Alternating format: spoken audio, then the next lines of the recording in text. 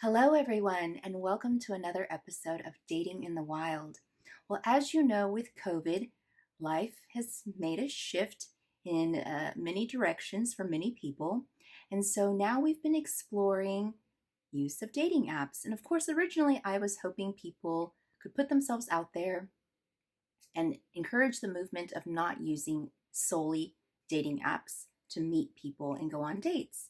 Well, with COVID, times are tough. So, this is an avenue that we want to try and see if it's working for people, and of course, encourage people with positive stories. With me today, I have a guest, Will. Will, how are you? I am very good. How are you? Good, thank you. Okay, so, Will, tell us a little bit about yourself. So I'm a PhD student. I'm in a program that's definitely been hit a little bit hard because of Mm. COVID, and I'm someone who absolutely agrees with you with not only containing myself to dating apps. So I want to talk about my dating life. I've always been someone who saw dating apps as a way to extend and cast the net wider, um, as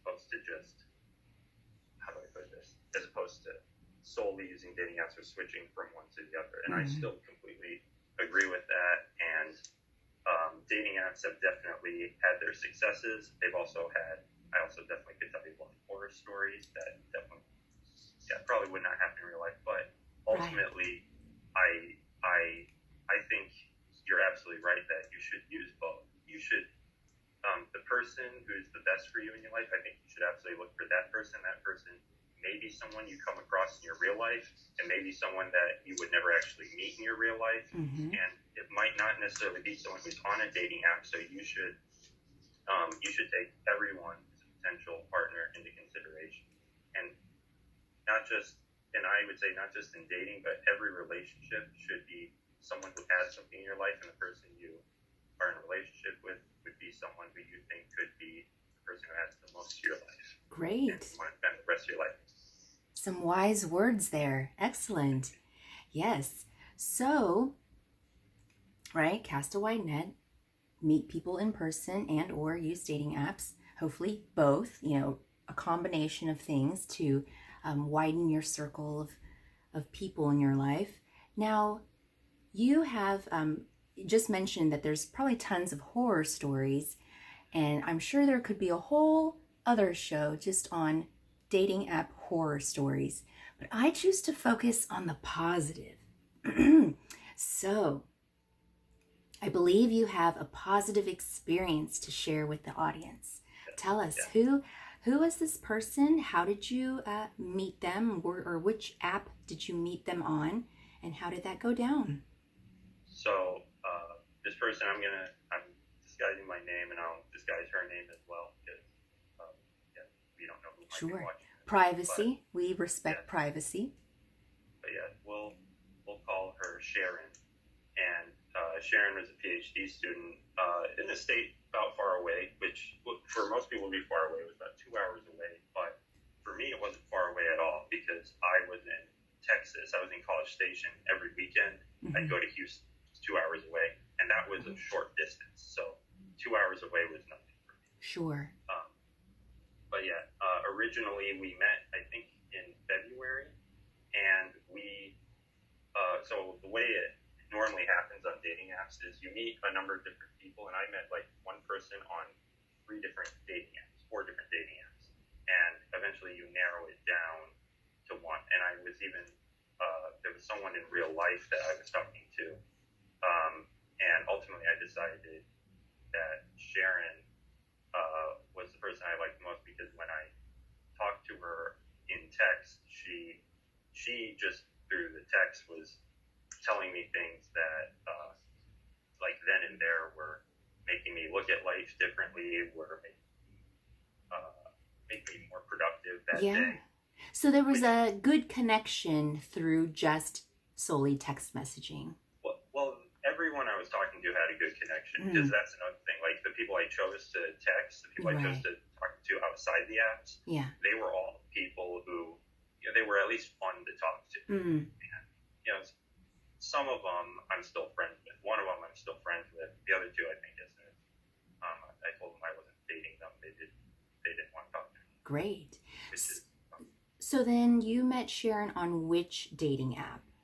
I met her on Coffee Meets Bagel, but yeah, I was using OkCupid, Bumble, and Hinge at the time. And Okay. um, and I will say, Coffee Meets Bagel is the person out of all the dates I went on. That's the app that I've probably met I've gone out on the least dates on, but it's the ones that have the least number of horror stories. So that's the one Ah, I so prefer to use. Quality over quantity. quality over quantity from your Coffee Meets Bagel experiences. And the reason it's less dates on that, I think, is just because there are a lot less people on it. Because I don't think a lot of people know about it. Oh, okay. Check to see if Coffee Meets Bagel is in your area. Okay. I did hear that they're going to expand internationally, so That would be me. yeah. Okay, so then you started talking to Sharon and you narrowed it down to her as you were who asked who on a date? How did that go down? To be completely honest, I don't exactly remember. I think we were just talking about how we would end up meeting and what we wanted to do for when we ended up dating. And So discussing like first date options. yes. Mm. And when we started discussing that, COVID was starting to become a problem, so we realized it might be a little difficult to go somewhere because so normally when I use dating apps, I always make sure to meet them in public. Very And that's important. that's a tip I give for everyone. Make sure you meet the person in public. You have no idea who they are. Right. And also, not only that, I also make sure I have a video chat with them so that I can tell that it's an actual person. And even then, I'll still meet them in public. So a video chat even before the first date. Yes. And show your face as well and make sure they see that you're a real person. Right. No catfishing allowed. Yes, exactly. Mm-hmm. And because of this, I've never been catfished. I've asked people, for video chat, and then they refuse. And then and to be fair, they might have just been shy, but that I don't take that chance. Yeah, that's a good strategy to keep in mind. So then, you said you weren't sure who asked who out, but what did you guys decide to do since COVID was happening? So because COVID was happening, we were going to meet briefly in maybe a public space, so there's a park near where I am right now. So right now I'm actually living with her. Spoiler for the rest of the story. Living with her temporarily during COVID, but there's a park near here, and we were going to meet there. Spend a few minutes there, and the reason is simply it's usually not a very crowded park. You can social distance, and we were going to meet there, spend some time, and that would give us a chance to actually see each other in a public space. And then we were going to go back to her place and have hot pot and watch Knives Out. She hadn't seen that, and we would have rather maybe done something like go out to a restaurant and whatnot, but because of COVID, we knew it wasn't safe to go out, and not to mention everywhere was closing anyways. But it got to the point where COVID got so bad that we didn't even think going over to meet each other was safe, because at the time I was living with my aunt and uncle, and they're both over 65. Okay. And the reason I was living with my aunt and uncle is because school had already kicked us out of the dorms. Oh. And my aunt and uncle lived nearby, and I was going to stay there until they let us back into the dorms, which they still have not let us back yet. Yeah. Wow. And so we were legitimately worried about, what if I go there, I catch it, and I bring it back? Sure. Legitimate concerns, yeah. Safety for not only yourself, but those around you. And to be fair, and maybe this is reckless on my part, but I was willing to still do it because I liked this person so much. Out of everyone who I had talked to, no one had, how do I put it, blown my mind the way she had just in text message. So I was like, I don't care, I'll take that chance. Yeah. But she said, no, I don't Oh, that was definitely one thing that I'm not even surprised that she did that, because that's what she was acting like in the text. She was always putting me first. mm, So okay. So then you met her at the park. Um, that we went ended up that went well. so that was the thing. Weren't able to have we weren't able to meet in March. So that in March is when we were going to do it. We weren't able to do it. We weren't able to meet because of COVID, and so we had to wait, I think, until July when Oh it wow. finally became, we could say, safe enough that I could go over there for a few minutes. Mm, And but then, even though I normally have that rule, I decided I was going to take that chance. I was going to go, and we were not going to meet at the park. We were going to meet at her place, and um, I trusted her enough that I was willing to take the chance and meet her at her place. I see. Because at this point now it's March, April, May, June, July. You've got months worth of communicating. I'm sure, like you said, video calls, um, building that communication and trust to the point where then you guys felt comfortable of just going over to her place. And even more than just feeling comfortable, I'll admit I still just in general felt uncomfortable with the fact that, hey, you still don't, you never met this person in person. You still might not, what if they're a serial killer or something? Yeah, you still don't know that. But she was like there was this. So I guess you could say it was a risk reward. The reward is, though, when talking to her, after 6 months, I still not only felt the same way, but felt even more so that she was as amazing as I first thought she was. And I said, you know what? I don't care if this might go very badly. I don't want to. I don't want to take that chance of giving up. Giving up this. It's like you might have to do something dangerous to get. Yeah. You don't want to miss the opportunity Exactly. anymore. Yeah. Okay, so then in July, you went to meet her at her place? Yes. And then what happened? Well, so it was even better than I imagined. So actually, I'll start with something funny. She is just in general, she's pretty shy, and which is sad. It's kind of a sad reason why she's shy. I think. Have you ever had in your career, like, you definitely know you're right, like you definitely are. You may feel like that little kid in the Emperor's New Clothes who can clearly see the Emperor's not wearing any clothes. You're telling people, and instead of getting rewarded for pointing that out, everyone's yelling at you. Mm. I think Mm-hmm. so. He's definitely right about a lot of things that, strangely enough, society. I mean, not really that strange, but society disagrees with. And that's one thing I really was drawn to, was things that I would say, and then people would say, no, that's wrong. She would say, I don't get it. It's so obvious that this is right. Why are people saying it's wrong? Mm. And I guarantee you, and in fact, we've talked about it more since, and yeah, she's definitely been, she definitely doesn't get rewarded for doing those things or calling out what's wrong. She gets yelled at, and that has made her a little bit shy to speak up, Mm. because things that she thinks shouldn't be controversial at all end up being controversial. And so, yeah, and so she was. I saw her. She was really shy, and she was actually like covering her face. She was like, and not because like Not because of COVID.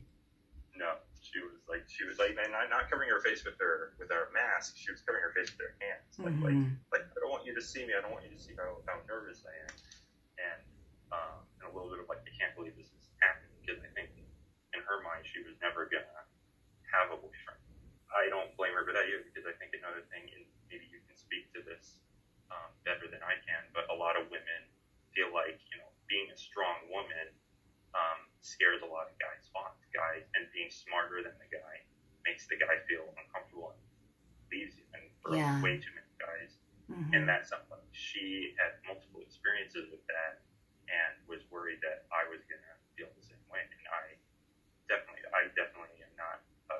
say that I think she's a lot smarter than me. She definitely makes my life a lot better, and I try to do the same for her. Awesome. Okay, so then, like you said, she seemed a bit shy in that first meeting. What happened that you ended up moving in, so to speak? So we were going to stay for a week, and so that first date, so first thing she did, she showed me around her apartment and a lot of things. So I knew she was creative, but I saw the things that were in her apartment and she's really creative. Like I was like, oh my God, like this is another level. Like she's even more creative than I imagined. She had things in her house that were, holy crap, I can't believe I never thought of that. So she has a projector that can connect to the internet, and that costs like what, $300 instead of a TV, and you basically have a home theater that can cover the entire wall. And she had this little radio. It looked like an old school radio, but it has a Bluetooth and you can connect to the internet and play any song you want. So, but it was, and her cooking supplies, and she had all these creative things where I'm just like, and she had like all her lights change colors constantly. Nice. So you were blown away. Yes, in meeting in person. And so the original plan was I stay a week, maybe 2 weeks, okay, and then probably go back to my aunt and uncle's house. But in addition to that first day, and that first date was absolutely perfect, I was eating a lot better. So she's really good at cooking, and her food not only tastes really good, but it's a lot better than what I was normally eating. When I say a lot better for me than what I was normally eating. Sure. I've lost like 15 pounds since I got here. Yeah. Wow. You know, because most people with COVID are going in the opposite direction. But that's great to hear. Yeah. And just in general, so going back to the analogy of the emperor's new clothes, I bet, if you're that, I think by the way that story works better if it's, for example, if it's a foreigner who doesn't know the customs who says that. But anyway, yeah, if you're in that situation, if you're the person in that situation who's constantly pointing out that the emperor is not wearing clothes, and people are constantly yelling at you, I think one thing the story doesn't necessarily get into is how that might affect that person, and that can just drive you insane. Sure. Do you agree? Sure. Yeah, like that makes you wonder, like, is there, like, am I blind? Am I, like, have I gone insane? And you know that you're not, but you wonder, like, what is it? What is going on? And it can give you so many headaches. Yeah. And I had those headaches, where I was living before. And when I came here, suddenly that's not happening. Suddenly, whenever I say something, she's like, yeah, why do people disagree with that? And I'm like, wow, thank you. And even like before I said anything, like, why is this a thing? Like, we see our politicians saying things like, why are politicians saying that? Shouldn't they want to do this? I'm like, thank you. Oh my God. Like, we've grown so accustomed to this being like normal that we have grown blind to how obviously one of the things is like, if people are this bad, why don't you fire them? Right. Like, why don't you vote them out? So then you decided to prolong your stay? It was a choice. And she wanted me to. And in fact, okay. She Mutual agreement of staying longer. When we first made the meeting, she wanted it to be 3 weeks, and I said that might be a little too long. Let's do 1, maybe 2. Yeah. And he said okay, but then after 1 week, I said, you know what, I would like to stay a little longer. She was happy, and then after 2 weeks, I said, yeah, I definitely need to stay even longer. She loved that, and then after 3 weeks, I still wanted to stay, and she said, you can stay as long as you want. And I basically what I told her, I never want to leave. I went back one night just to pick up some stuff, and then came right back.